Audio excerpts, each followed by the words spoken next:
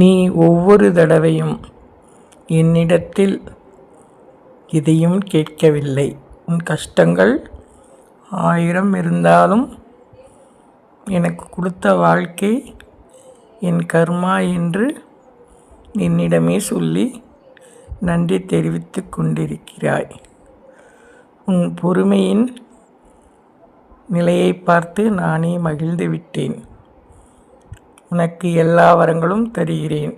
உனக்கு கோடீஸ்வர யோகம் இன்றிலிருந்து கிடைக்கும்.